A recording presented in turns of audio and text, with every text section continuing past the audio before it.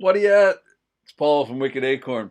It's been a while. I've been very busy working on a bunch of things, don't you know? Working on a mosaic here this morning. I made one of these a while ago, and I sold it at the last sale makers market, which is great. So I've made another one, and I'm going to grout it now. And every morning I get up and I look at my calendar and see what events in history I have marked because I was at one time doing this day in Manchester history, this day in history. And I was trying to fill up the calendar with significant dates in Manchester history. And I still am, as you'll see, because this is one of them. Uh, Actually, tomorrow is, but I certainly won't be live streaming tomorrow. So I figured I'd do it today because I have this to do. And I've been so busy, and this is like the busiest time of year for us maker, creative type people because we have so much to get ready for Christmas. And that's what I'm doing. And if you want any of our mugs, I'll be placing an order for the blanks in the next few days. So let me know if you want one or some or any of the coasters. Do I have a coaster here? I don't. Well, I do. There are dozens of them under the table, but I'm not digging that out right now. That's that's a little too much work. I can't believe I don't have one here. I usually have one right there to put my tea on. At any rate, no odds. Where is that coaster? That's driving me crazy now.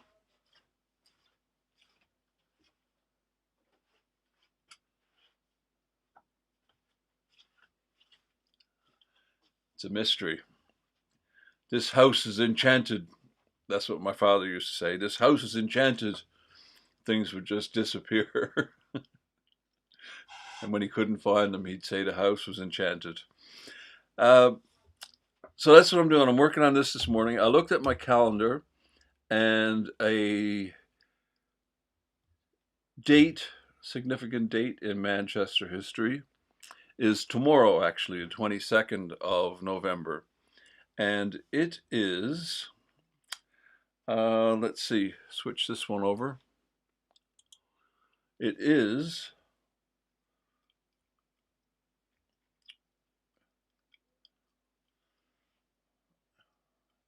why is that not there? Hmm.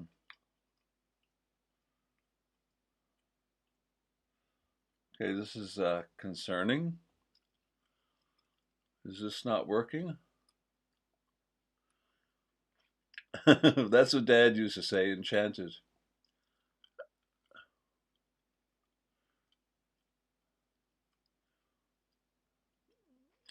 This is weird. What's going on here? That's working.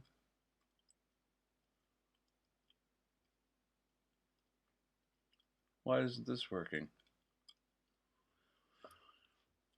Hmm.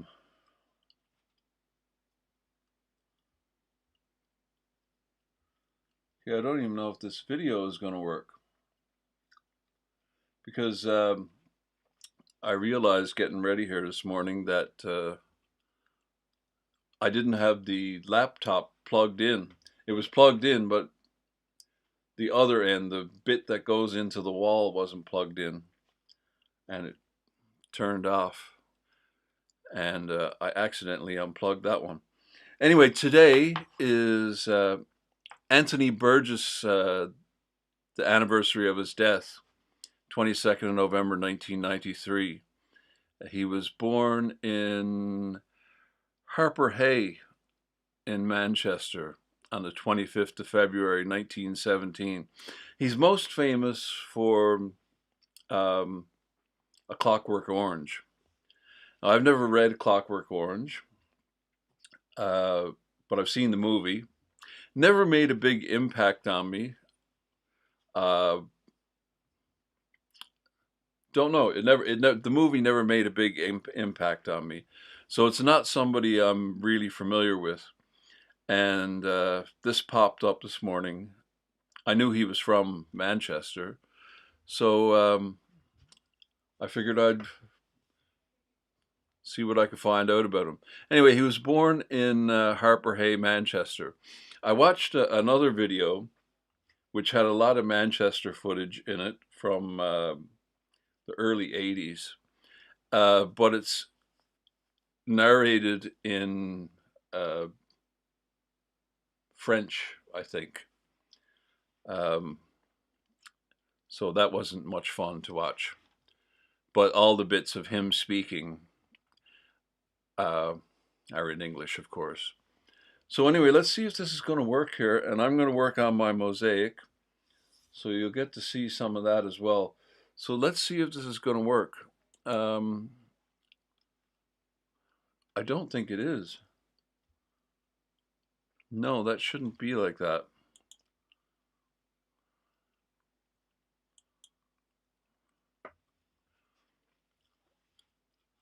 Oh, this has gone off. That's why. Okay, bear with me for a moment. This OBS program shut down when I accidentally unplugged it. So it's there now. And there we go. So there we go. Now we're working. It's weird because it shows the what was on the screen before, like a freeze frame of before. So I thought it was working, but it wasn't. Anyway, there he is. There's Anthony Burgess. And that looks a lot like a comb over, doesn't it? It appears he had a comb over. Not that there's anything wrong with that. It's just something that people like to make fun of, isn't it?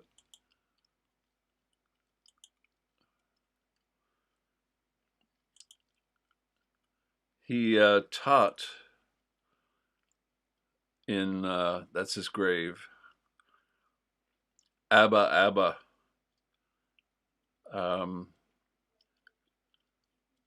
He was a Catholic. That's a Christian reference, not a band from the 70s reference. Okay, so we'll let her roll here and I'll get into my mosaic.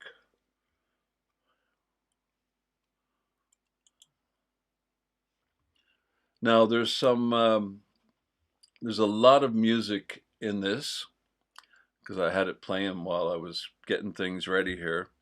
And this is going to be a new experience for me because I usually don't have this much electronics on the table while I'm doing this.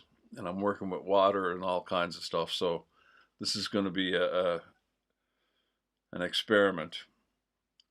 Electronics and water don't mix well. So let's get into it. Little documentary about Anthony Burgess.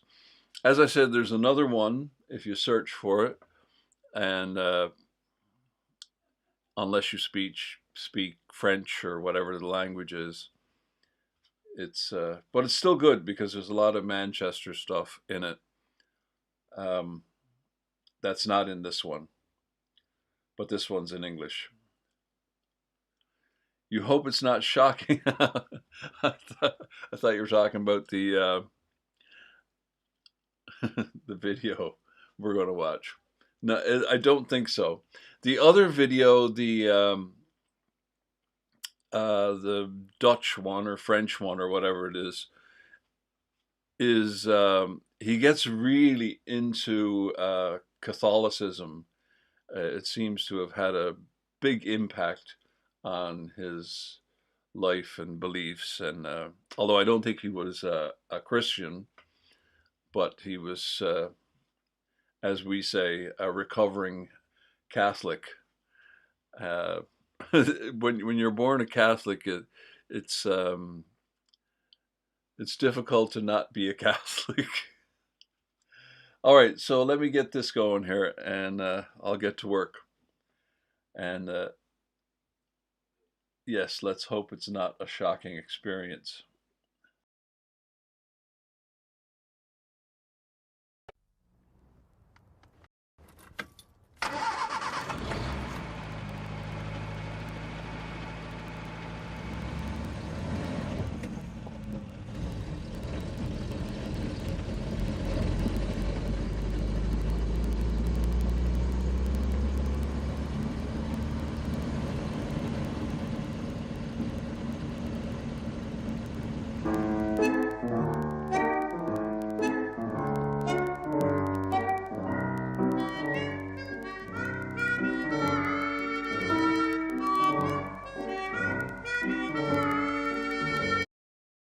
So like I said, there's a lot of music in this. I had it playing earlier. What happened to your electricity? Um, did the whole neighborhood go out or just your house? Um, there's even Rock Around the Clock with Bill Haley and the Comets. Um, so this is going to be interesting playing this one.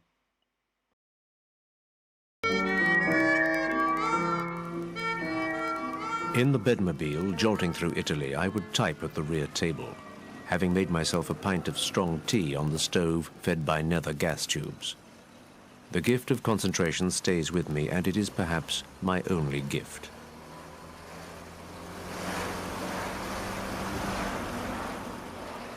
The full name is John Anthony Burgess Wilson, and there's a very simple reason for adopting the middle names for writing. I was in the Colonial Civil Service in Malaya, and now Malaysia.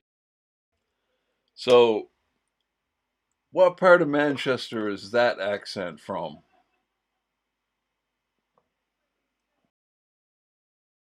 I believe. And in general, one was not supposed to produce anything light-hearted, such as fiction, under one's own name. One was in a serious job. You could produce a monograph on local dialects or something like that, but you couldn't produce a novel. So I chose the two middle segments of the name and more or less stuck with them. I answer to any name you like, but sometimes Jack, sometimes John, but more often than not, my wife calls me Antonio. That's my name. Anthony Burgess's work covers a wide range of narrative genre and historical periods. He rejects confinement in his writing as in his life. The peculiar nature of the writer's life is that he is not anywhere. He is not like the sculptor who needs a studio, a big studio, and settles down there with his big masses of stone. He's a man with a typewriter and a wad of paper. And wherever he is, he wonders why he's there, why he's not somewhere else. Burgess bought himself a camping car in which he traveled around Europe and beyond. He enjoyed living and writing in it. Is that what you guys call those things? A camper car? I thought you called those...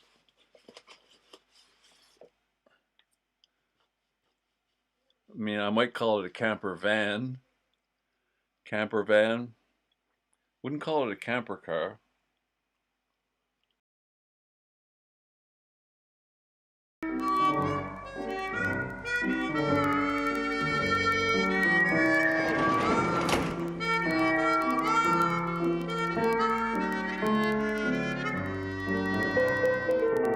Anthony Burgess didn't begin his literary career until the age of 38.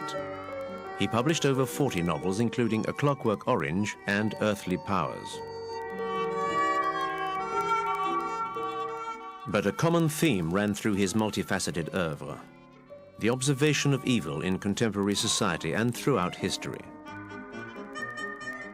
He was concerned about the issue of free will of individuals when faced with the choice between good and evil. This debate was at the heart of A Clockwork Orange that Stanley Kubrick adapted for the big screen in 1972. The film's success partially overshadowed the rest of Burgess's literary career. Anthony Burgess was born into an Irish Catholic family on the 25th of February 1917 in the industrial working-class city of Manchester in the north of England. He returned there in the 1980s with a British TV crew to revisit his childhood haunts. You see, my mother, whom I never knew, had been a dancer and singer in the music hall. My father was a pianist in the music hall and eventually a cinema pianist. I'm very proud of the fact that he played once for the 8 Lancashire lads, which included Charlie Chaplin and Stan Laurel, Stan Jefferson in those days. This was a great tradition which has disappeared. We're a little too sedate, mechanized. Yeah, definitely. The narrator's obviously a Southerner. He mentions something here about the 1918 flu epidemic and how it was particularly devastating to Manchester. It's something I've never heard about. In everything I've looked at Manchester history, I've never heard any mention of the 1918 flu epidemic, specifically about Manchester. So it's interesting. It's something I'm going to have to look into. It's something I've never heard mentioned in Manchester history.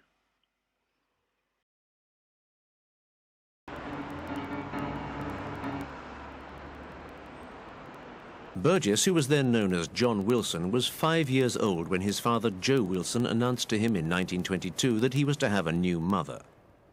His father's second wife was Margaret Dwyer, landlady of the Golden Eagle pub. Burgess kept his childhood a closely guarded secret until 1986, when he published The Piano Players. In this book, he evoked his father's life as a pianist in pubs and music halls, and his own Dickensian childhood. He despised his stepmother and was neglected by his father. Burgess found his escape in music, an integral part of his childhood and of Mancunian life. Hello, Darren.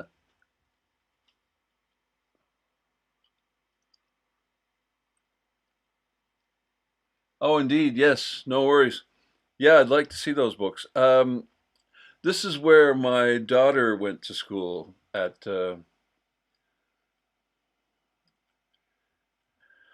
how do you say it? How did he say it?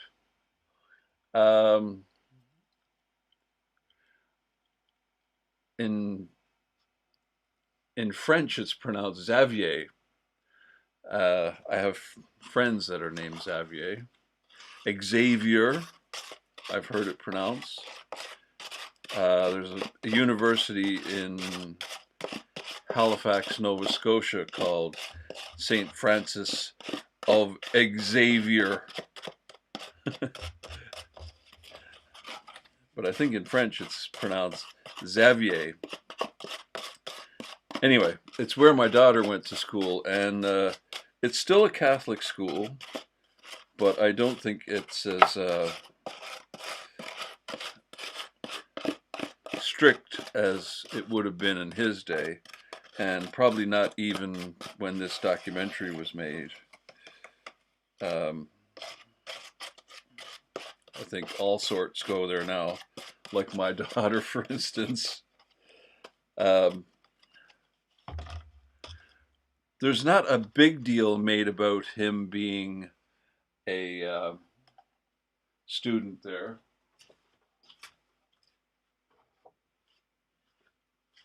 But it is part of their history pride that he went to school there. I like the, I just stopped it there. He throws his cigar. I don't know if these crucifixes and things are still there.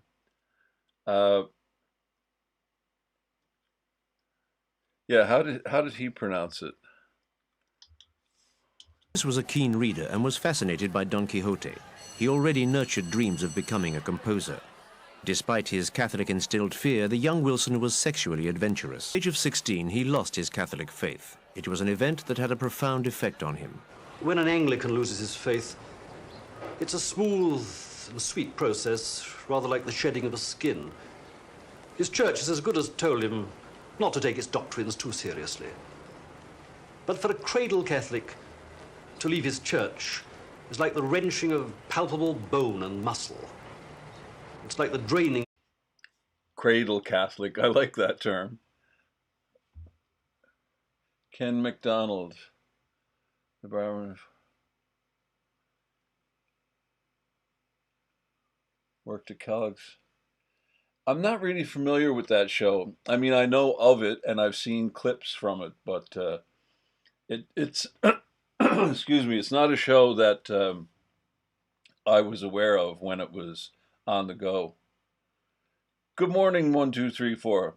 It's not a show I was familiar with, and a lot of these things I haven't looked into Only Fools and Horses. It looks like a good laugh, but a lot of these things are generational and like not generational, but you had to be there, you know, for them to make that lasting impact. But yeah, it's definitely something I'll be looking into, Fools and Horses. But he went there as well. He's not mentioned in the school history.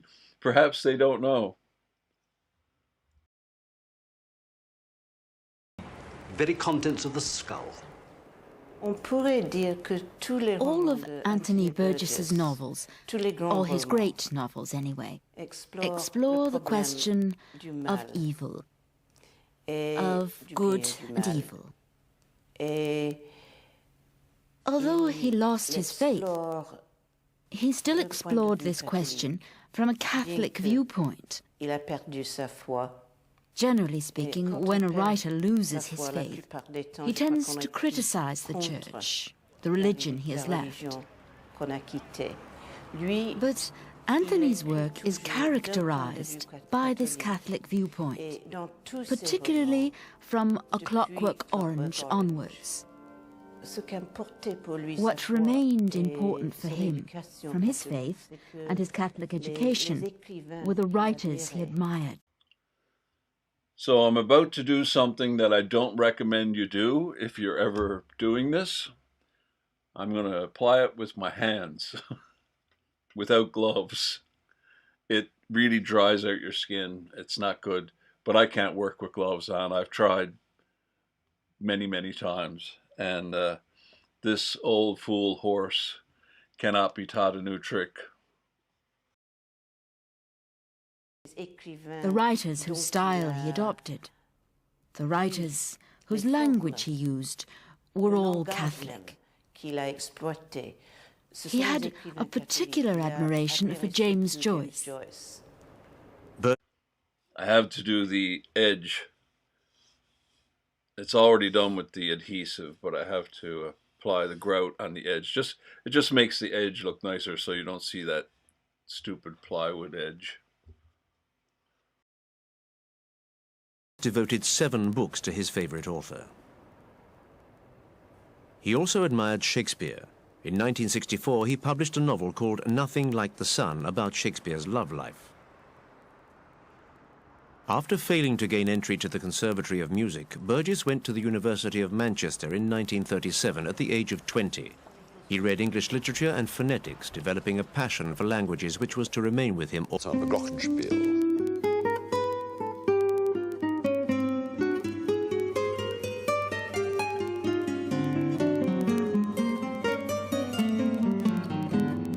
During Burgess's time, university life was very much marked by the ongoing Spanish Civil War. Although there were a great many communist students, Burgess himself was not a Marxist and always refused to become politically involved.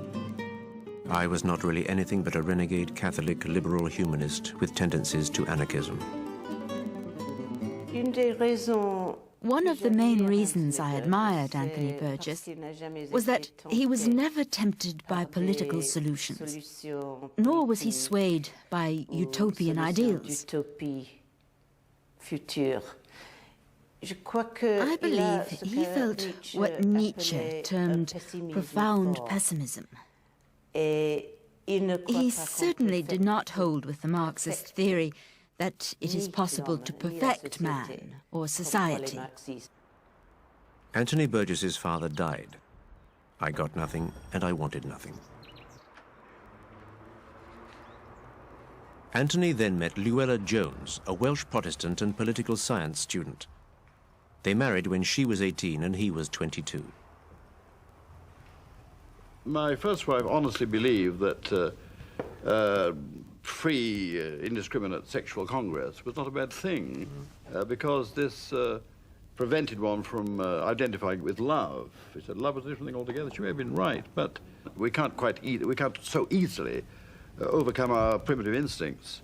It was a relationship full of bitterness and infidelity on both sides. Burgess finished his degree in the autumn of 1940 against a backdrop of bomb raids and rationing. He asked to be sent to the front, but was assigned to a military hospital and later transferred to a military band. The army finally sent him to Gibraltar as a teacher. It had been an inglorious war for me, a great deal of time wasted, and I had learned nothing. I hate it when that happens. It does happen from time to time, but very, very rarely does a tile pop off. Very rarely does that happen. But it happens on camera, right? So there you go. What can you say? It does happen. It really sucks too, because it's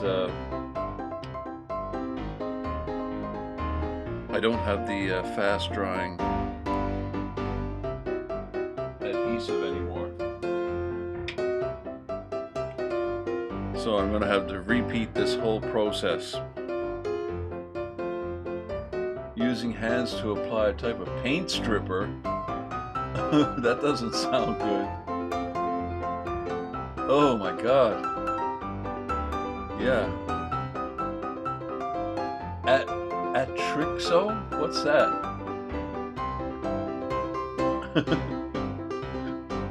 Sounds like I don't want to know what a Trixo is.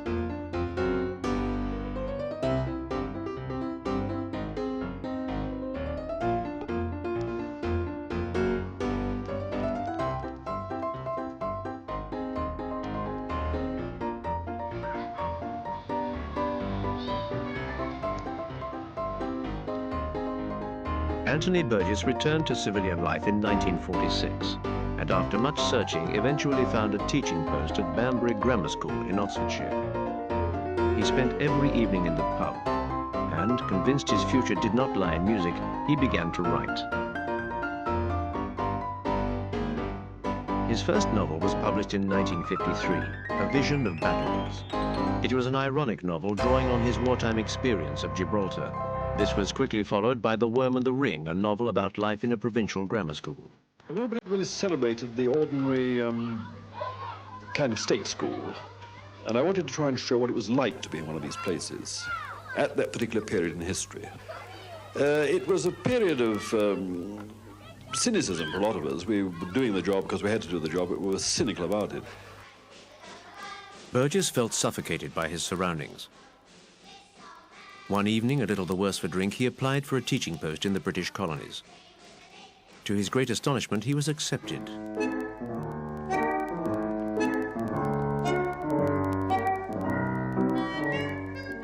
And so, in 1954, Burgess left Britain for a post at a teacher's training college in Malaya.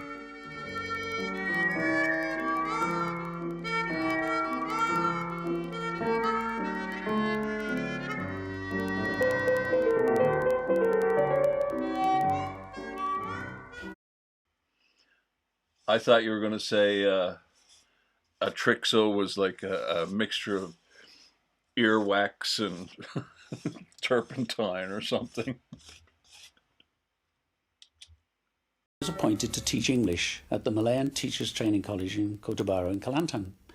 And after I'd been there about a year and a half, Anthony Burgess, who was then John Wilson, and his wife Lynn, joined our department. So he came to the college as a teacher of English, or lecturer, we're called. Kala. If. If. How do you say it? If. Again? He was not a popular member of the staff. He did not join in the usual social activities, but it was a very cliquish place, and we were not in his clique and he wasn't in ours. But he didn't take any pains himself, nor did his wife, to endear himself to his new colleagues. He and Lynn pretty well established their own social circle in the town of Cotabaro, which was about 7 miles away. So we had the impression of John Wilson and his wife was that they were both rather scandalous characters who got drunk and did outrageous things. I used to sit in Cadiz like this when my schoolwork was finished and sketch my first novel. I called it Time for a Tiger, borrowing the slogan of the beer I drank while I scribbled. The first manuscript that I believe set him on the road to being a writer was the one for Time for a Tiger. Now, it so happened that we were at the post office in this tiny northeastern town, Cotabaro, and John Wilson came out saying, "I've just posted my first manuscript." Why this urge to record Malaya in fiction? Surely it had been done before, and very adequately, by William Somerset Maugham. True enough, but it was very much an outsider's Malaya. The planters and their wives, bridge in the club and adultery in the district officer's bungalow. The Chinese and the Indians were very shadowy figures, and the Malays were reduced to a pair of obsequious brown feet on the veranda. However inadequate my own literary equipment might be, at least I got to know the people. Indeed, I got to know the Malays rather better than Joseph Conrad. I taught their sons. I spoke their language. I came here as a teacher, but I left as a writer. I'd never had any previous ambition as a maker of literature. Up to then, I'd been a sort of musician. Burgess produced 2 other novels on Malaya, The Enemy in the Blanket and Beds in the East.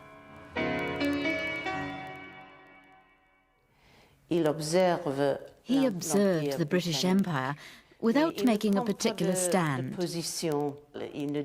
He never criticized the British for being empire builders or colonialists.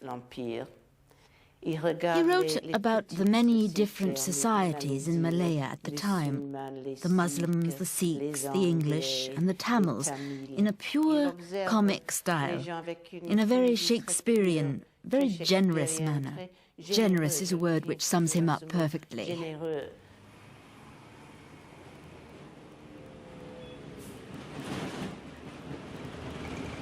I was driven out of the colonial service, I think possibly for political reasons that were disguised as clinical reasons. My poor first wife was told that I had an inoperable cerebral tumor, and they gave me to cover themselves a year to live. She tried to keep the secret, but could not, and eventually divulged it to me. I didn't feel too bad about it. I felt it was not true. In any case, I'd been given a year. I've not been given a year since.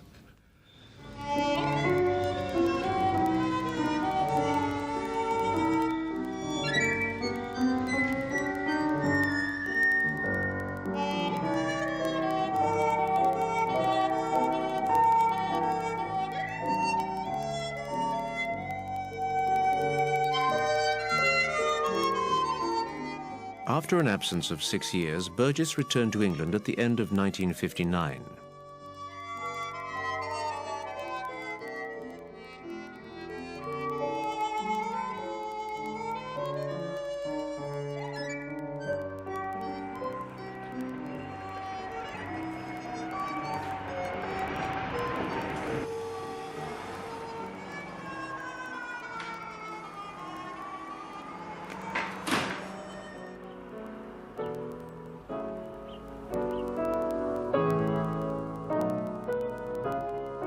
I sat down with a sense of duty to my prospective widow and tried to make little money. It was very difficult.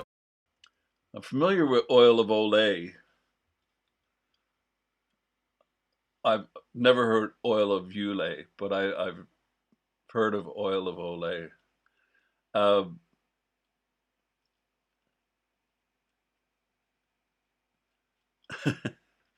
But talking about grands and things, grandmothers and grandparents and stuff. the kind of home remedies you would hear people say. And that's what I thought you were talking about when you said, what was the name?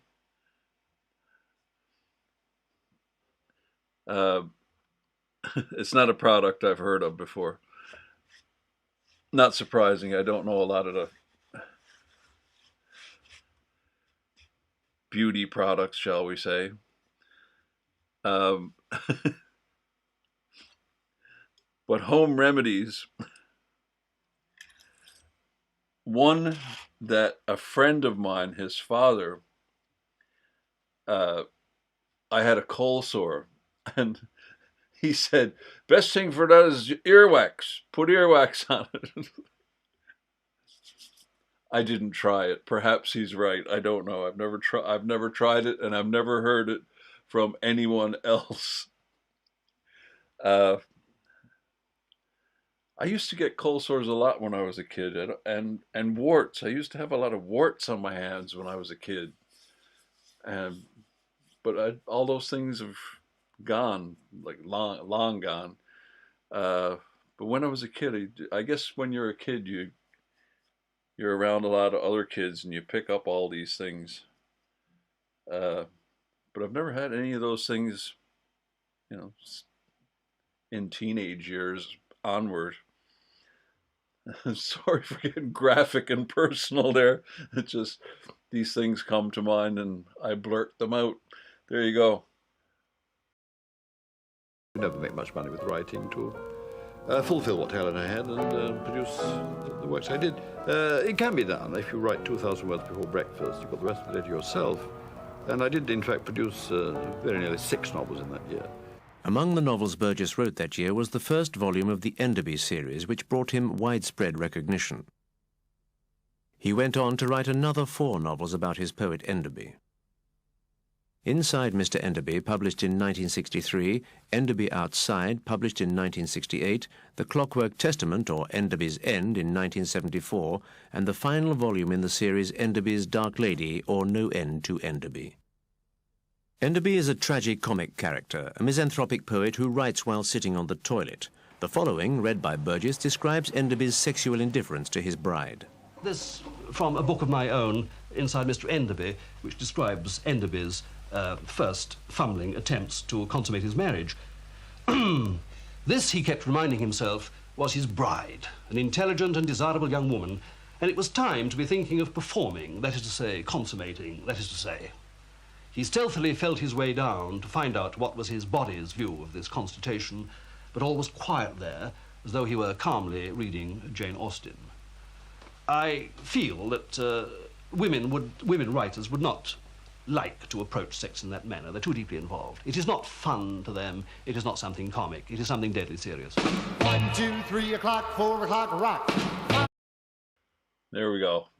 That's definitely going to get a copyright claim, if not a copyright strike, so I'm going to stop there. It's an interesting bit, though, and this is an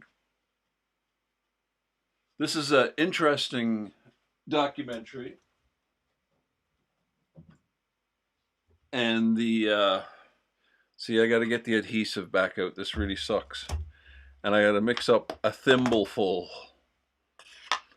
I mean, what am I going to mix it up in? I might as well mix it in my hand. That's an interesting thing. I'm going to skip ahead here because I'll mute it and I'll let it play. Because it plays the whole song Rock Around the Clock, which is definitely going to get flagged. But these, what did you call these guys? Teddy boys? Greasers? Rockers? They look great. That's interesting. Put some of the folk remedies you had for the warts and cold sores and all those kind of things, if you don't mind, because there are a whole lot of them. Like, what was? Oh, there were a lot of them. And as I've mentioned before, Newfoundland is very Irish in tradition and culturally very Irish. So there's a lot of that old weird folk things, like a stone from a pious man's grave would cure a toothache, things like that, you know. But not non-religious ones. Oh, I'm trying to think of them now. Oh, the sap from a tree, because we used to spend a lot of time in the woods cutting down trees, bonfires, and all that kind of stuff, cutting firewood, because everybody had a wood stove. And the sap from a fir tree, like fir trees have these big like blisters on them that are filled with sap. And we called that myrrh. I guess myrrh, you know, the biblical frankincense and myrrh, is a type of sap. It's not from a fir tree, I don't think, but that's what we called it, myrrh. And the way to get that off, not a folk remedy, but this is the first one that came to mind, was butter. Butter was the best thing to get myrrh off your hands, or tree sap. I should have let that play there while I was talking all that foolishness. So Rock Around the Clock is playing under this. Unfortunately, there's some good commentary. He's talking about whatever novel Anthony Burgess was working on at the time and what was going on.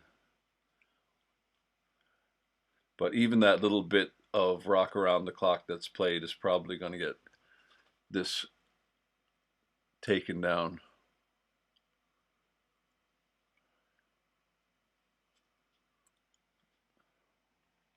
And the whole song plays. I had this playing earlier while I was getting ready here. Let's see, is it gone now? No, they're still there. The song is still playing. Where is that, do you think? He came back to Manchester to shoot a lot of this video, a documentary about himself. And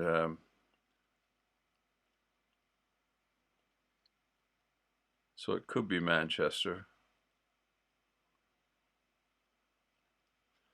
I think we're through it there now. Way of disconnecting the novel in time, of giving it a futuristic sound. Nadzat is the combination of two languages, Russian and English. Burgess took Russian words and mixed them with English to create a new language full of bilingual puns. For me, A Clockwork Orange is a work of tremendous courage. Although I was unaware of it when I read the novel for the first time, I later learnt that he had written it because his first wife had been a victim of a rape. Apparently his wife Luella, or Lynn as he called her, was attacked one night in London by a group of young men. They raped her and she consequently lost the baby she was carrying at the time. She never fully recovered from the ordeal, and that was Burgess's first wife. In fact, she never got over it, and Burgess suffered terribly as a consequence. I believe Lynn became an alcoholic as a result of the rape.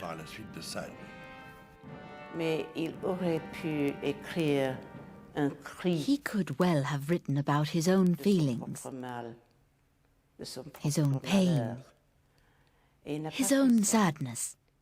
But he chose not to. Instead, he imagined a character, the hero of A Clockwork Orange, and made him as charming as he could. Anthony Burgess even gave his hero the thing dearest to him, the pleasure, the pure pleasure he felt for music, and most especially for the works of Beethoven. surtout de Beethoven. I've always wondered whether the novel wasn't a form of atonement for Burgess, because he had been unable to prevent his wife from becoming an alcoholic. He was a very complex man, you know, very complex indeed. On ne peut pas lire le roman. One cannot help feeling disgust when reading the novel. Dégoûté.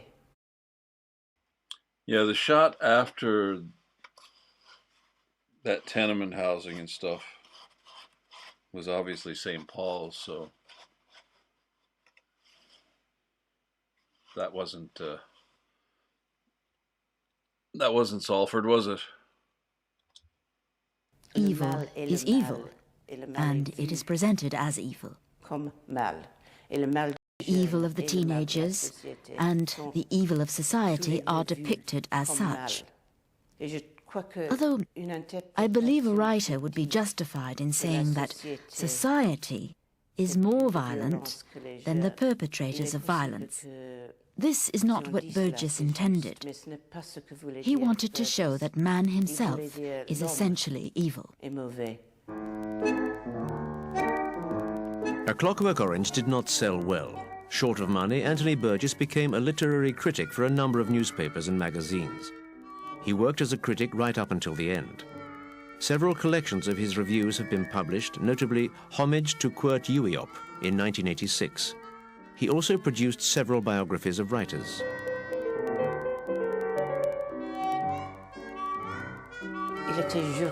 He would have been a brilliant journalist had he done only that.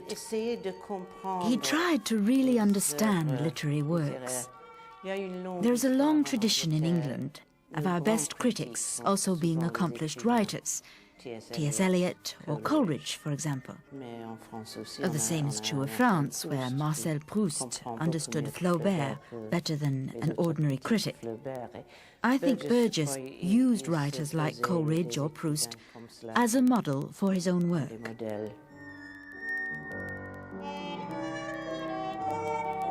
In 1964, to facilitate his work as a journalist, Burgess bought a house in South London. But he scarcely had time to write novels, as he also produced television, opera and theatre reviews. Terry Sutton, a taxi driver, was one of Burgess's only friends. He was also witness to the very dark period in the writer's private life when Lynn became a chronic alcoholic. Gradually, a close friendship developed between the two men. He works for a newspaper, he reviews the opera, but he knew the operas off by heart, who was in them and where they used to stand almost, at Covent Garden. And as he used to know them, he used to say to me, well, you can go in my place and I can stay at home and write. So, all you got to do is let us know if anything happens, like, if someone falls off the stage or something catches fire. And it was great because I see, Tito Gobi and Mary Callis, I see all the operas down there, all free in Covent Garden, all down to John Burgess. This is how Burgess found the time to write two more novels, Honey for the Bears and Tremor of Intent. Both are satires of spy novels. The pubs that he used to visit, on Saturday morning used to be a regular, which is this one coming around here now.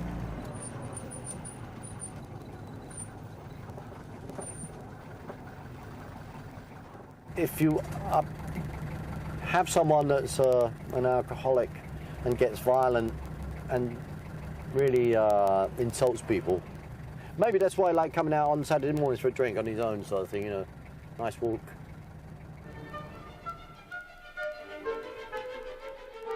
His wife Lynn died of cirrhosis of the liver in 1968. Burgess had just turned 51. In a day or two, there was nothing of her left, but it is not easy to be wholly rid of the dead. I heard her creak in the rocking chair, a nervous cough in the room above. I wept.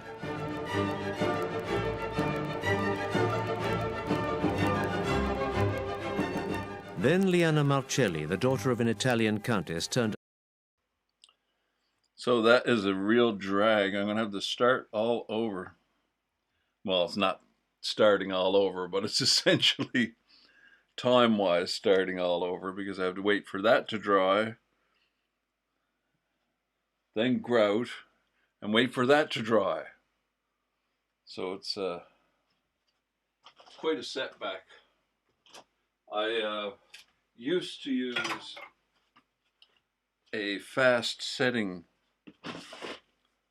adhesive and grout.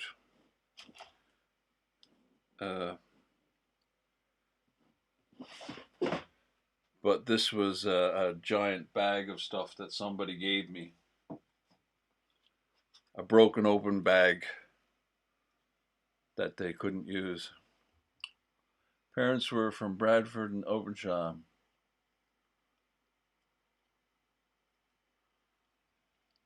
Yeah, Taste of Honey, that's one I need to watch. It's I've probably seen it like many, many years ago, but I haven't seen it since I've been to these places, since I knew where these places were. Be interesting to see if I can find any of those places. That's an idea for a video. His life again. He had previously had a brief affair with her in London. She told him that he had a 4-year-old son called Paolo Andrea. Burgess was very proud of his son and married Liana in the autumn of the same year.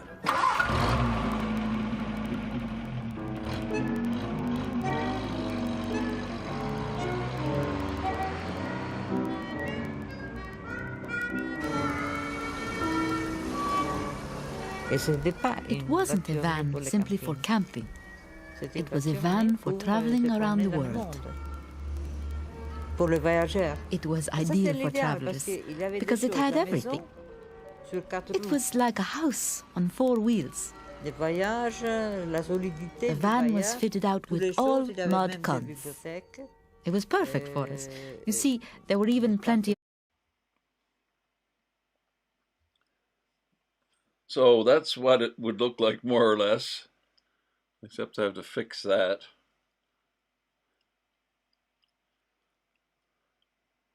It's nice, isn't it? I like the different colored blues.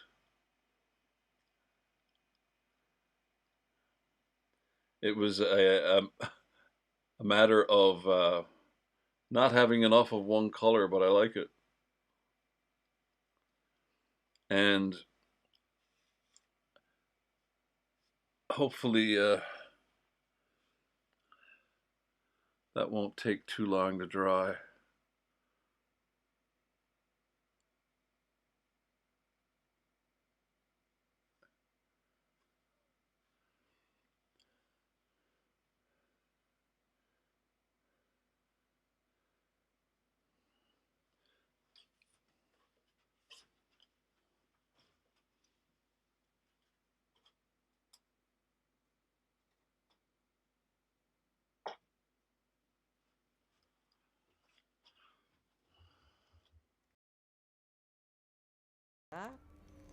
It was as if we were really at home, except that we took to the road whenever we felt like it. And the van was always parked overlooking the most beautiful views of all Europe.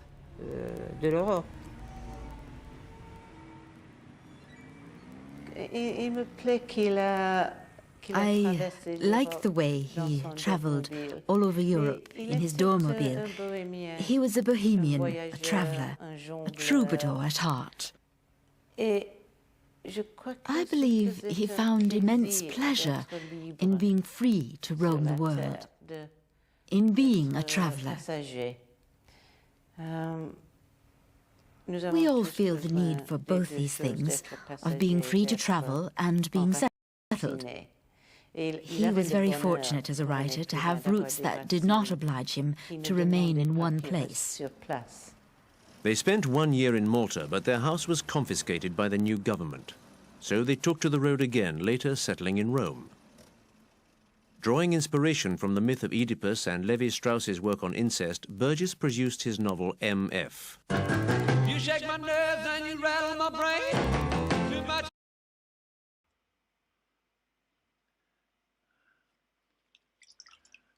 Okay, so you know why I stopped it there, right?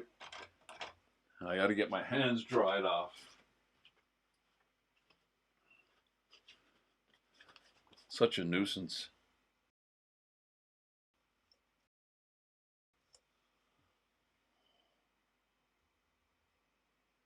I don't know what I just did there.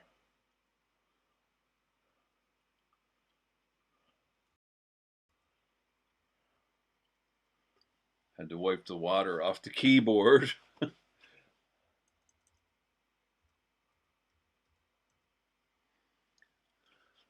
So where are we now? What part of the world? I'm going to have to mute that.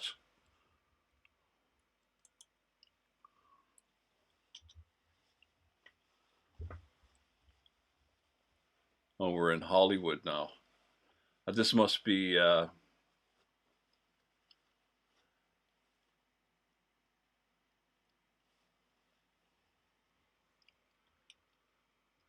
what's that about, Darren?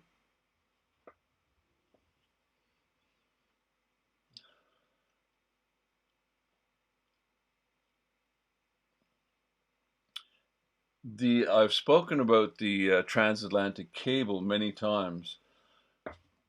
So you're saying your parents worked at this place that made transatlantic cables?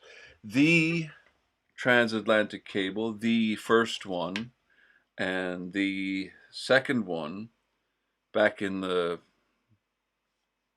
1860s, mid-late 1800s, Victorian times, is something we're all well aware of in Newfoundland as well, because that was where it started / finished. I guess finished, because I think they started and went towards Newfoundland.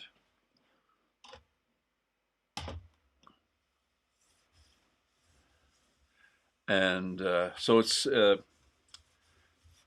Heart's Content was one end of it, Heart's Content, Newfoundland, and somewhere in Ireland was the other end of it. I'm talking about the first one and the second one. The first one was very short-lived. They had trouble with the first one, and I can't remember the specifics of it, but they had trouble with it, and they increased the voltage or the amperage or something to get the signal to go through better, which burned the cable up. So, this multi-million-dollar venture was destroyed.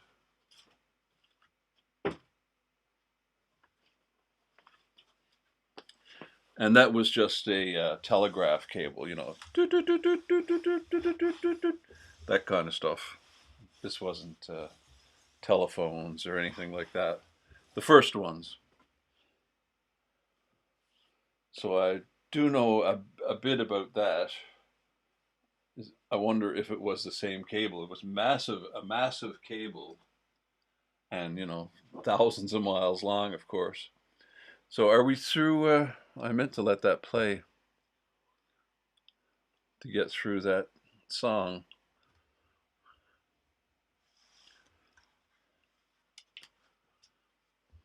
Must be getting into the Clockwork Orange part of his story here. Absolutely not involved with the film at all. Stanley didn't like any fraternization by another artist at all. So, I used to ask about Anthony Burgess. My God, forget it. Oh, we don't want to do that. Crossley, did they make the electric milk vehicles, the vehicles that brought around the milk? Because it was I found a photo of uh, Crossley milk float or some such thing. Here, somewhere in Manchester, somewhere in Greater Manchester. And I looked into it, but I couldn't find any information about it. I mean, I looked, for a few hours and didn't find anything. Couldn't find anything about the vehicles. Maybe I was looking for the wrong thing. It, an engineering company, maybe that's what I needed to be looking for.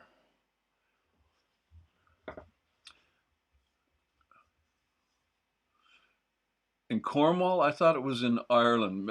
There's more than one. I'm talking about the very first one, and I'm fairly certain the first transatlantic cable and the second transatlantic cable, which was very shortly after the first one. Fairly certain it ended in Ireland, and it's also where Charlie Chaplin lived. Pretty certain it's Ireland. Charlie Chaplin lived there. There's a statue of Charlie Chaplin. Anyway, again, I'm talking about the very first one. You might be talking about a different transatlantic cable, because I mean they're all over the place now, right? I'm sure there are many termini of cables that go across the Atlantic now. Crossley Engineering, maybe I'll check into that. But there's a picture I still have it somewhere, of one of the vehicles that delivered milk somewhere in Greater Manchester. I've forgotten these details, but I still have it somewhere. Crossley, I remember the name. And it makes sense, if it was an engineering company, electronics, electric car, engineering, makes sense. So I'll look into that and see if there's any information there. But nothing came up when I was looking for electric vehicles under the name Crossley. But that was several years ago.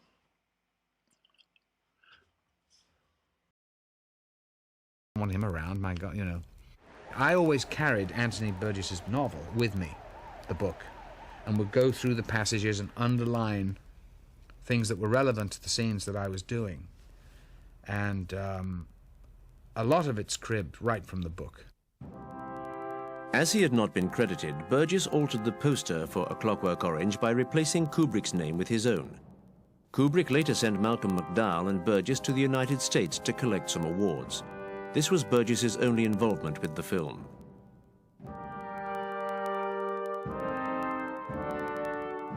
Anthony and I went to America, to New York. He stayed at the Algonquin Hotel because that's where all the great writers stayed, you see. And I had the most wonderful week with him because he was one of the greatest raconteurs I've ever heard. And in fact, it was a lot of fun. We were there supposedly to go and pick up awards from the New York film critics. And Anthony was picking up on behalf of Stanley Kubrick. Anthony Burgess stood up and said, well, I have been sent by God, Stanley Kubrick, to pick up this award. And of course, everybody just fell about, On its release in Great Britain and the United States, the film caused a great scandal and was seen as the trigger for numerous acts of violence. Kubrick withdrew the film from distribution in England, and it has not been shown there since. Anthony Burgess himself was blamed for inciting murder. The film plagued him for the rest of his life. I became associated with violence chiefly because of the film, and if a couple of nuns were raped in Berwick-on-Tweed, I would always get a telephone call from a newspaper, Mr. Burgess, what do you think of this? Do you not feel in some measure responsible? I wasn't aware that it was not shown here. I'm not aware of this story. Are you guys familiar with Clockwork Orange? You must be. Do you know about Clockwork Orange, the movie? You must know about this movie. It's a very famous movie. I've seen it at least once, but it never made a big impact on me. Uh, it's about some dystopian future. I don't remember a lot about it. We have a copy of it here in the house, so I'll have to read it and see what it's all about. I know I've seen the movie many, many years ago. I don't remember much about it, but did you guys see A Clockwork Orange? I mean, back, uh, I don't know if I rented it or it was on television. I don't remember how I saw it. I probably rented it from a video store. Yeah, it's a a dystopian future kind of story. I don't remember a lot about it, but it's quite famous. I mean, it won awards, but it just said that Kubrick stopped showing it in this country. Now, of course, you can see anything. Uh, it's probably on YouTube. It's when was it? It's in the 70s.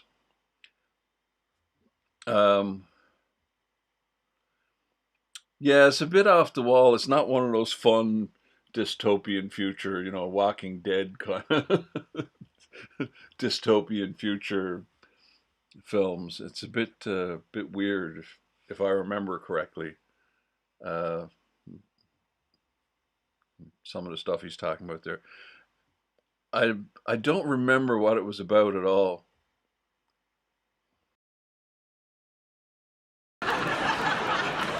Stanley, they would never telephone you, Stanley, because you keep out of the way. And I've had to deal with this all over the world. Yeah. So in consequence, they've turned me into a kind of expert on violence, which I really know nothing about. And I remember when it opened, the film, there were editorials from the sort of liberals, about, because they couldn't help kind of... And this guy here, what's his name? McDowell or something? Anyway, he's a big Hollywood actor now too. And Clockwork Orange is where he got his start, this guy. I think he was a nobody before Clockwork Orange. So it made his career, I think. Like the character, but there he was, raping and beating and God knows what else. And you end up feeling sorry for him. Because you only end up feeling sorry for him because the bigger issue is the right to choose. And to choose, even though he's bad, let him be bad, rather than alter his brain and make him into an automaton. And I think that's what the whole thing is about, and that's what Burgess wrote. And he wrote it brilliantly and disguised it in a brilliant story. He was heavily inspired by George Orwell's 1984, even though in that book everything was under the state's absolute control and individuals were victims of the state. But the image of the state in A Clockwork Orange is, nevertheless, very reminiscent of 1984. And when the year 1984 arrived, Burgess wrote a book called 1985, featuring groups of young freedom fighters resisting the grip of the totalitarian state and learning Latin in secret. Latin plays the same role as Beethoven. It is something beautiful which attracts young people because it is forbidden. In 1974, Burgess wrote The Clockwork Town, in which his poet Enderby is pursued by the effects of a film for which he does not feel responsible. Burgess was bitter because he had only been paid $500 for... Oh yeah, that's the famous scene that has been parodied many, many, many, many times in many movies. The thing where they, put the clamps on his eyes and force his eyes open and force him to watch all these violent, shock therapy kind of thing. Make him watch all this violence, or I think I'm getting that right. Make him watch all this stuff to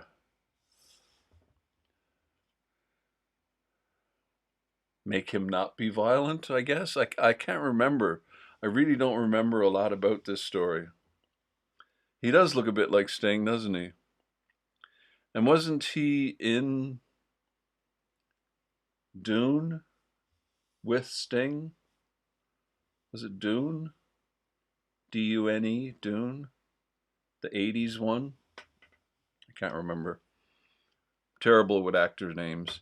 But yeah, that's a very famous scene from Clockwork Orange that's been parodied on The Simpsons and parodied not in funny ways, but it's been used many times. This motif, this eyes forced open thing.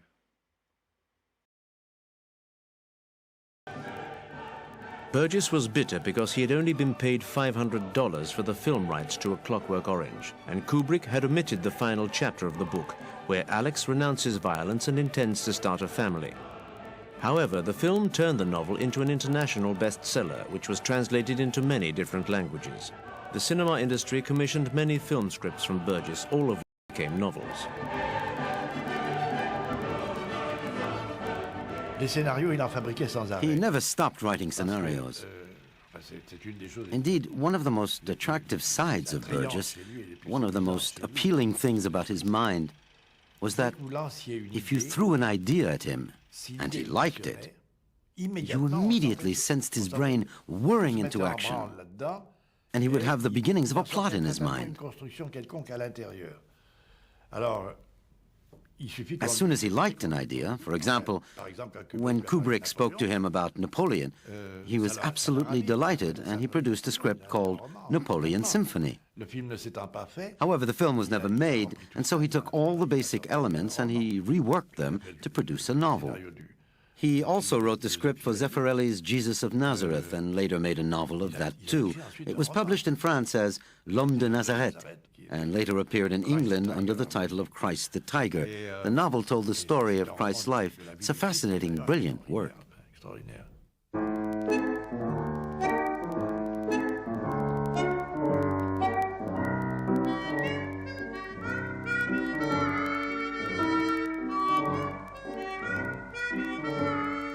Burgess said, yeah, it never made a big impact on me. I mean, there are scenes that I remember from the movie, but I don't remember the movie distinctly like others that made impact on me. And in true Kubrick fashion, he departed from the novel. Apparently the ending is completely different. They were just saying there.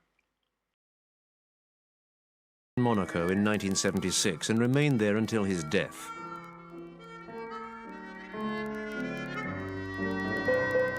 I'm not wealthy being a writer, but one has to live somewhere, and to go into the reasons why I'm there would take too long. But the fact is, I was living in Italy with my wife and our son was going to be kidnapped.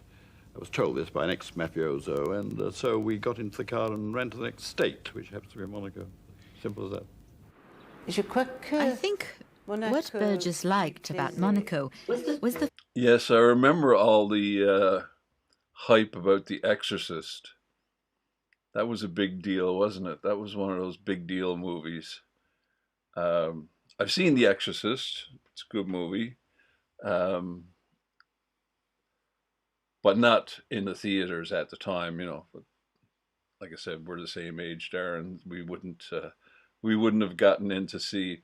I remember getting ID'd for Grease. I couldn't get in to see Grease. I was too young to see Grease, apparently. Just by a year or two. Like I was close in age, but and it was a real drag because we used to have to get the bus to the next town where the big movie theater was. We call them theaters. You call them cinemas, right? Yes, I understand the distinction, but That's what we called him. What can I say?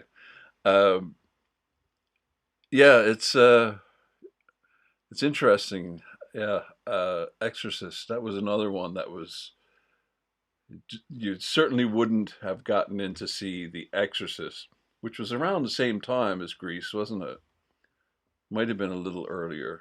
I can't remember, but they're definitely in the same time by a year or two. Anyway, I got ID'd. I couldn't get in to see Grease. It was small and postmodern. He viewed it as a parody of a royal kingdom. In 1978, Burgess was contacted by the French film director Jean-Jacques Hano to invent the language to be used by the primitive men in his film Quest for Fire.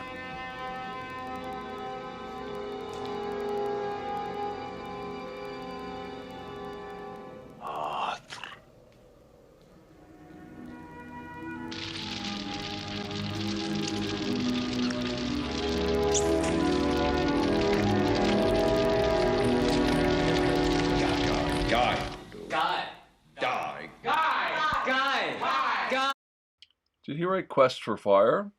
That's a great movie. I love Quest for Fire. That's a really good movie.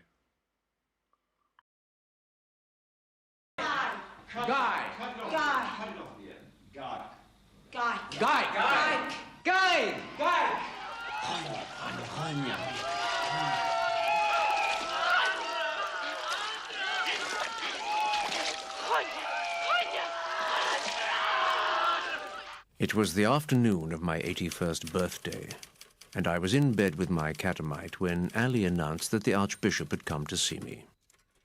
This is the opening sentence of Earthly Powers, in which Burgess's narrator, a homosexual writer, tells the tale of a pope who unwittingly becomes an agent of evil. The story unfolds over the entire 20th century. All the battles the Pope... I've never forgotten the Grease crap, because the Grease soundtrack is fantastic, man. Love the bass playing in I got chills and a multitude.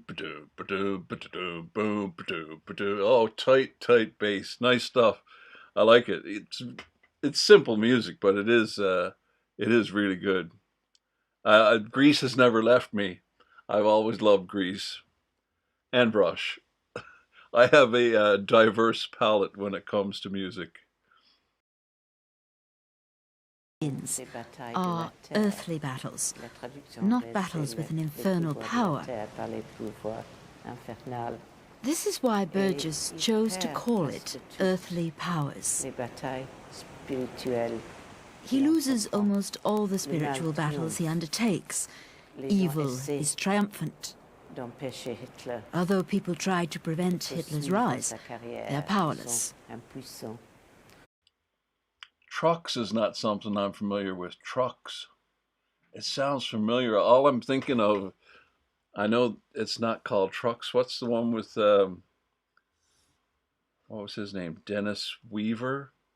The guy that played McCloud on TV. You guys probably don't know McCloud. He was a cowboy detective, wore a cowboy hat. But he was in a movie, really weird movie, about a guy in a truck that chases him around in his car. Weird movie. It's a good movie. It's a weird movie. What's the name of that movie? I want to know now. I have to look it up. How do I do that? There we go. Dennis Weaver, was that his name?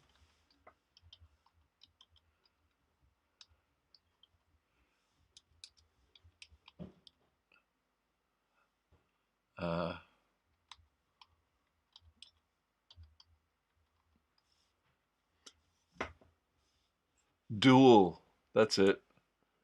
And it is Dennis Weaver. I'm surprised I remember that.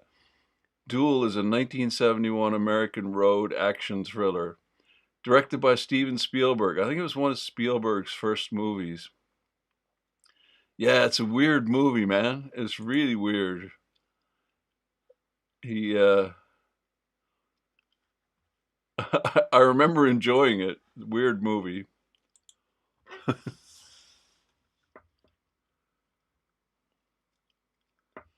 No, Rock Hudson was Macmillan and wife, wasn't it?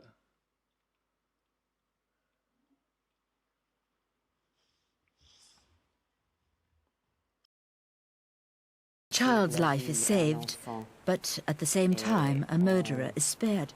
Although the vision expressed in this novel is extremely dark, Earthly Powers has a ferocious energy which, in a sense, is the triumph of evil over everything. Except over art. Art cannot be destroyed. I still regard the writing of fiction as a kind of substitute for the writing of symphonies. But I tend to approach the novel as one would approach... Is that the duel one you're talking about, Asterix?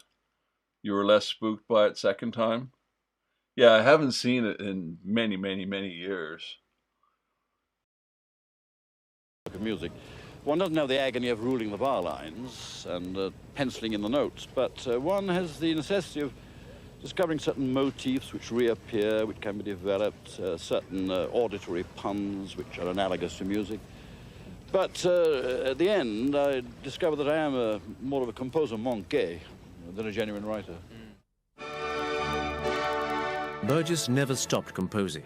Towards the end of his life, he had great success adapting musicals. These included a new version of A Clockwork Orange in 1990 and a number of opera librettos like Weber's Oberon, which was performed at the Fenice in Venice.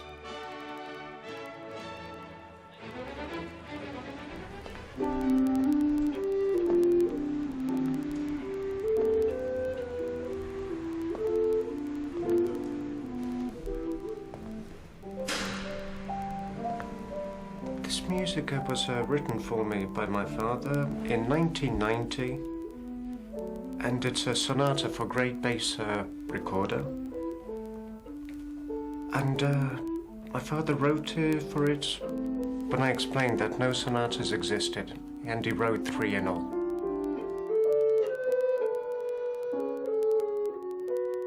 Was he a good father? Well, first, can anybody tell me what a good father is? He was excellent, no matter how busy, worried, or whatever, he'd still manage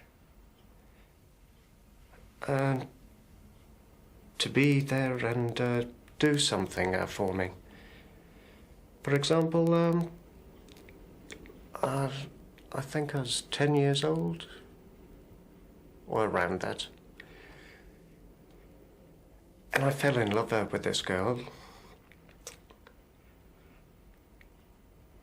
And at 5 o'clock in the morning, before getting my 6 o'clock train, I was banging on my parents' bedroom door and asked my father to write a song, which he promptly did.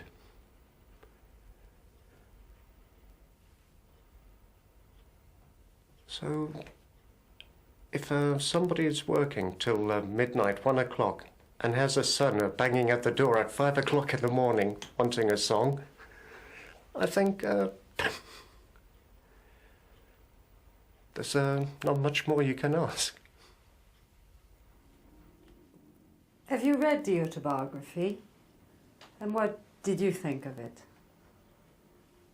Well, something I liked about the autobiography was that before it was published, it was kept in a safe in case I decided I didn't like it and would destroy it. Well, there was nothing to destroy anyway, but I'm baffled that somebody can remember so many details. Addresses, dates. Pretty incredible. And at the same time, most of what's written on me is completely wrong.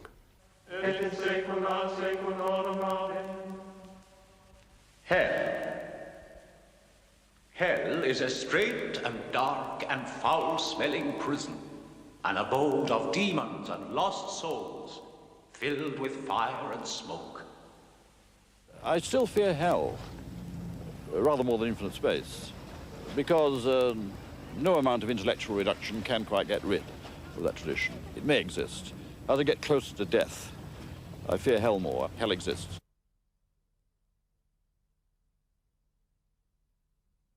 The inscription on Anthony Burgess's tombstone, ABBA, comes from the title of his novel, Abba Abba. I think this is my probably favorite pun or witticism of Burgess. Abba Abba is what Christ said on the cross. Abba Abba. Abba, Abba, O Father, Father, why hast thou forsaken me? Also, for Burgess, it represented the form of a sonnet, ABBA, ABBA. And if you look 2001 Space Odyssey. Yeah, I haven't seen that in a long time either. I was listening to some people talk about it. They were talking about Stanley Kubrick, and 2001 was a big part of it, and they were just raving about it. And yeah, I remember seeing 2001, another movie I haven't seen in a long time, but yeah, that's a good movie. And the special effects apparently were, off the charts for its time. And it's amazing how he did such things. I saw a clip yesterday of a movie that was vaguely familiar to me, where this woman transforms into a witch live on camera. And it's a black and white film, and they did it with a red filter, putting it in front of the camera lens. So I guess she had red makeup on her face to make her look like a witch. And with the red filter, you couldn't see it, or vice versa. And when they took it away or put it on, I can't remember which is which, it exposed the makeup. Amazing, the movie tricks they used to do back in the day. A lot of the old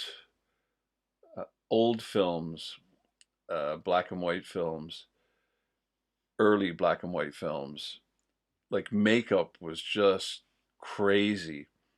The Frankenstein monster, which of course is always portrayed as green in the posters and artwork and stuff, the Frankenstein monster from the Frankenstein movies back in the 20s and 30s, I guess, is portrayed as green. But I think the actual makeup that they used was orange. And yeah, they used to use really crazy colors.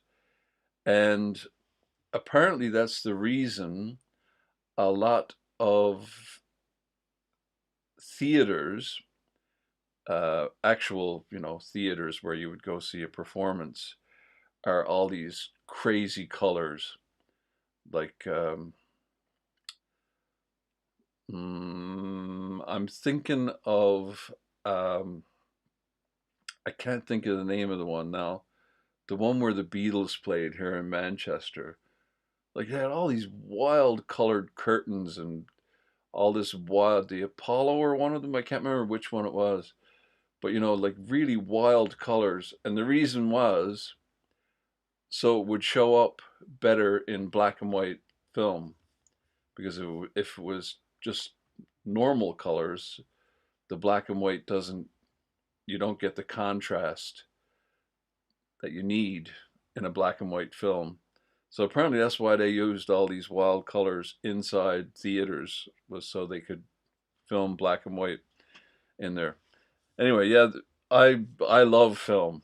I love film, Darren. I really enjoy film. It's a lot of fun. I worked in film and television for many, many years. Uh, if it's not a good story, it's hard to stay aboard, though.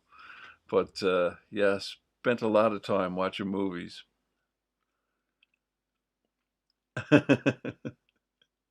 yeah. There's a lot of movies recommended that were of no interest. That's true.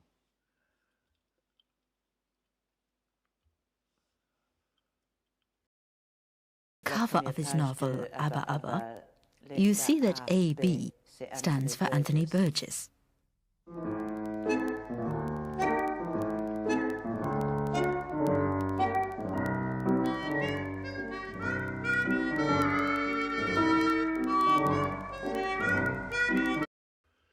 So that is the story of Anthony Burgess. We know more about him than we did earlier this morning.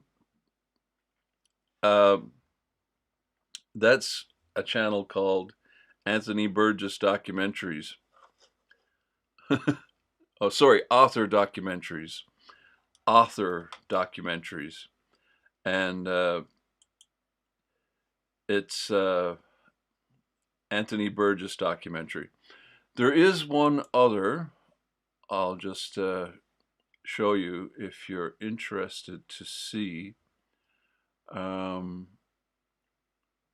Is it this one?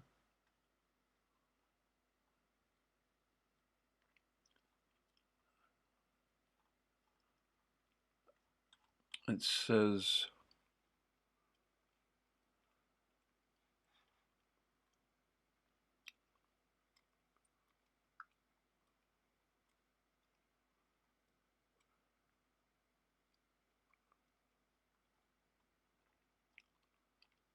why is it not there?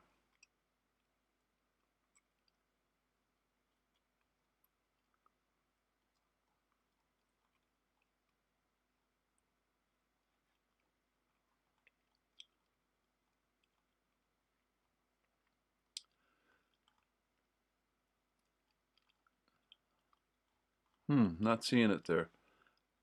Anyway, it says he returns to Manchester, and it's in some foreign language.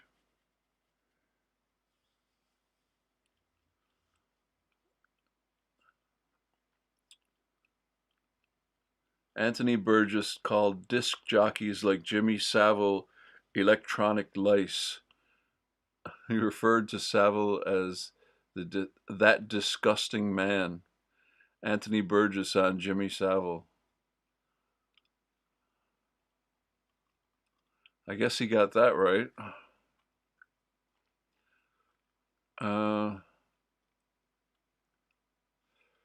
That's not it.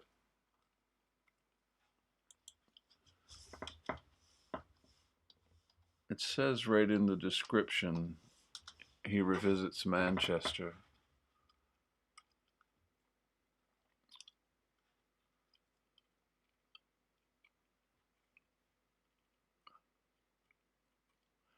Yeah, so there's a bunch of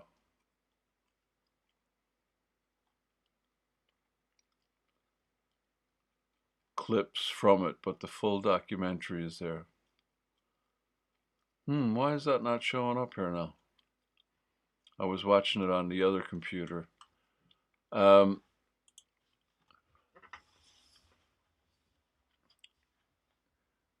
there's a lot more Manchester footage from, I think it's like 1981, of him going around Manchester.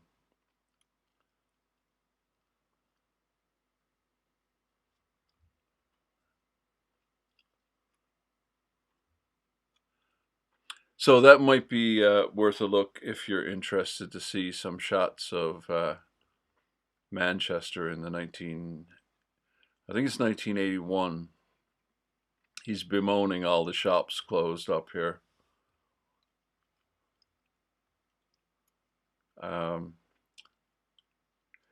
Yeah.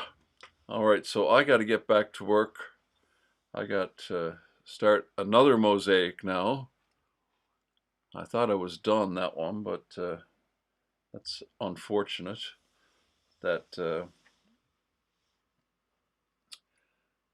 had that little setback there. But c'est la vie. Do you like my new backdrop I'm working on? I don't like all this ugly wall here. All this ugly wall. So I want to make a backdrop here that I can, and it's just bits of cardboard that I've glued together. I may paint it. I kind of like it raw cardboard.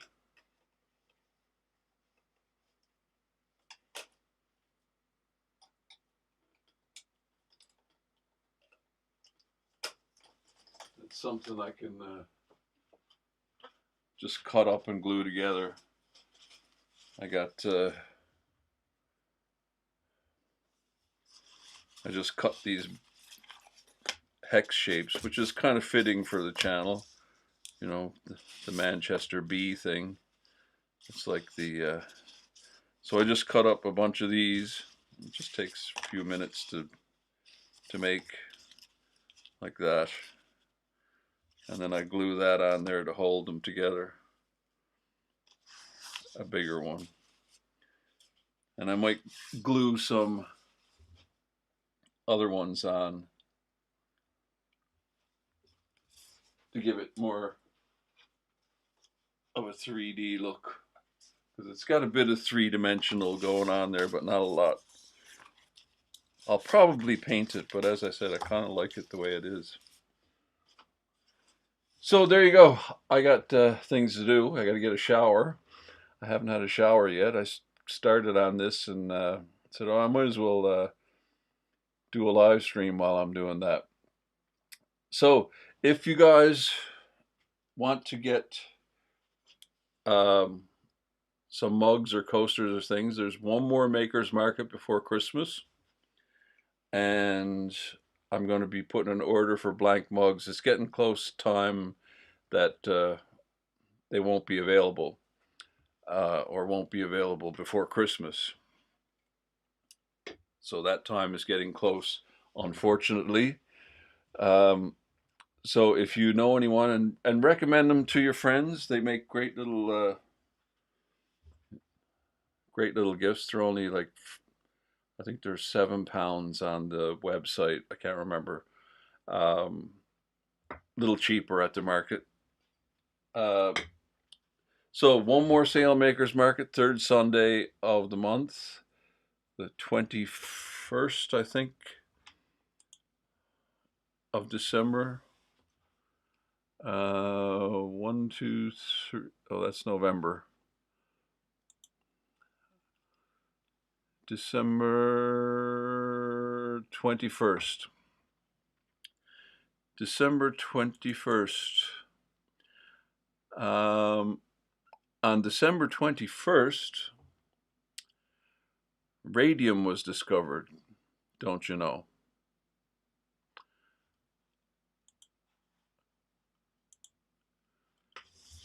So there you go. Enjoy your day.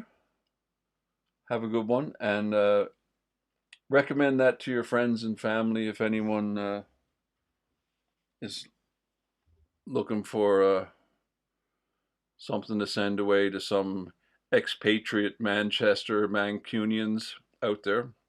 They're all in, they come in different colors and you can get your name put on them and all that kind of stuff. And there's coasters and framed versions and all different sorts. There you go. That's it for our broadcast day. I don't know when I'll be on again because, like I said, I'm making things for Christmas market. So thanks for dropping in. Hope you enjoyed it. We know a little bit more about Anthony Burgess than we did earlier today. So see you in the next one.